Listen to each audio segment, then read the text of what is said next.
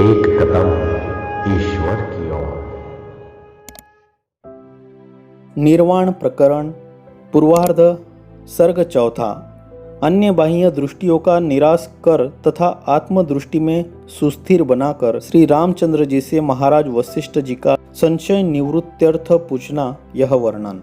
श्री रामचंद्र जी की प्रज्ञत दृष्टि का उद्घाटन करने वाले महर्षि वशिष्ठ जी पहले आध्यात्मिक मन आदि पदार्थों में अनुगत अखंड अद्वैत चैतन्य को दिखलाते हुए जीव आदि भेद के बाद का अनुभव कराते हैं। महाराज वशिष्ठ जी ने कहा, हे पाप शून्य श्री राम जी, मन, बुद्धि, अहंकार तथा इंद्रिय आदि सब कुछ विषय शून्य एकमात्र चित स्वरूप ही है।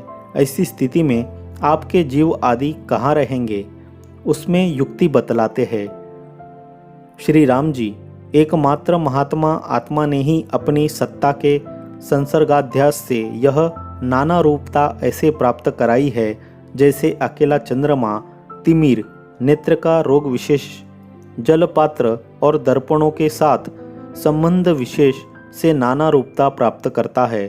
मन आदि में अनुगत प्रत्येक तत्व के एकमात्र अपरोक्ष साक्षात्कार से ही उसमें विश्रांति लेने वाले महात्मा की बाह्यार्थ भोग की तृष्णा चूर चूर हो जाती है। तृष्णा के चूर हो जाने पर संपूर्ण बाह्य वस्तुओं में अनुगत सन्मात्र का भी प्रत्यगात्मा के अभेद रूप से स्वतः ही भान होने के कारण बाह्य अध्यास के हेतुभूत अज्ञान भी नष्ट हो जाता है। इस आशय से कहते हैं, भद्र, उस प्रकार प्रत्यगात्मा के साक्षात्कार से जब भोग तृष्णा रूपी विष का आवेश विनष्ट हो जाता है, तब अज्ञान उस प्रकार नष्ट हो जाता है जिस प्रकार अंधकार के नष्ट हो जाने पर चक्षु की अंधता विषय प्रकाशन में असामर्थ्य नष्ट हो जाती है। भली प्रकार विचारित अध्यात्म शास्त्र रूपी मंत्र से तृष्णा रूपी महामारी ऐसे क्षीण हो जाती है जैसे शरत काल से तुषार क्षीण हो जाता है। श्री राम जी, जैसे आकाश में मेघ के शांत हो जाने पर शैत्य अनायास नष्ट हो जाता है, वैसे ही मूर्खता का अर्थात अज्ञान का विनाश हो जाने पर सपरिवार चित्त अनायास नष्ट हो जाता है। हे पाप रहित श्री राम जी, जैसे सूत्र के टूट जाने पर हार के मोतियों का सन्निवेश नष्ट हो जाता है, वैसे ही चित्त के अचित रूप हो जाने पर वासना भ्रम नष्ट हो जाता है। इस प्रकार समस्त वेदांत शास्त्र के रहस्यभूत आत्मदृष्टि का उद्घाटन कर अब उससे विपरीत शास्त्रार्थ के विघातक दर्शन की निंदा करते हैं। हे श्री राम जी, मेरे द्वारा बतलाए ये उपरयुक्त शास्त्रीय रहस्य की उपेक्षा कर जो पुरुष उसके विनाश के लिए विपरीत रूप से भावना करते हैं, वे कृमि, कीट आदि रूपता के हेतुभूत पाप के लिए राग आदि दोषों की उत्पादक बुद्धि के साथ अपना संबंध करते हैं, ऐसा समझना चाहिए। उस दुर्बुद्धि का जिसका आगे के व्यवहित सर्ग में निरूपण होने वाला है, प्रतीक द्वारा उदाहरण दे रहे महाराज वशिष्ठ जी अज्ञान क्षय से उसका क्षय होता है यूँ बतलाते हैं। जैसे वायु के शांत हो जाने पर तालाब की चंचलता नष्ट हो जाती है, वैसे ही अज्ञान के नष्ट हो जाने पर स्त्री आदि के शरीरों में दुर्बुद्धि से कल्पित नवीन कमल के सदृश मनोहर लोचनों की चंचलता नष्ट हो जाती है।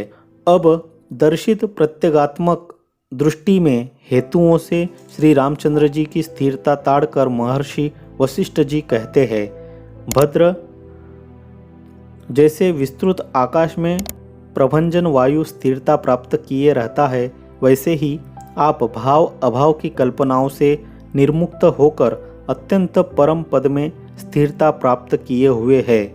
हे रघुकुल के दीपक, अब मैं यह मानता हूँ कि आप मेरे वचनों से अज्ञान निद्रा का त्याग कर आत्मज्ञान रूपी प्रबोध ऐसे प्राप्त किए हुए हैं जैसे राजा बंदी जनों के वाद्य विशेषों से निद्रा मुक्त होकर जागृत दशा प्राप्त करता है। अब अपने उपदेश की सफलता देखकर महर्षि श्री राम जी की और अपनी प्रशंसा करते हुए कहते हैं, हे भद्र, जन साधारण मनुष्यों में भी अपने कुल गुरु के वचन लग जाते हैं, यानी ज्ञान पैदा कर देते हैं तब आपके सदृश उदार विशाल बुद्धि वाले मनुष्य में वे क्यों न लगे, यानी उनके प्रतिपादित अर्थ का ज्ञान क्यों न हो जाए।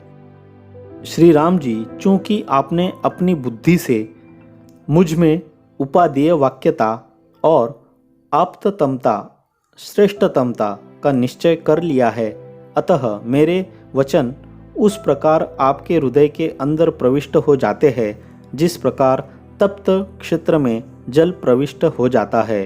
अब महाराज वशिष्ठ जी स्वकीय कुल पूज्यत्व और माननीय शासनत्व की प्रसिद्धि करते हुए फल में पर्यवसित अपने उपदिष्ट अर्थ का स्मरण मुख से धारणा करना चाहिए, यूँ श्री रामभद्र के प्रति विधान करते हैं। हे महानुभाव श्री राम जी, चूँकि मैं रघुकुल के श्रेष्ठ पुरुष आप लोगों का सदा से कुलगुरु हूँ, इसलिए आपको मेरे द्वारा कहे गए शुभ वचनों को बार बार दृढ़ निश्चय कर हृदय में हार की नाई धारण करना चाहिए। चौथा सर्ग समाप्त।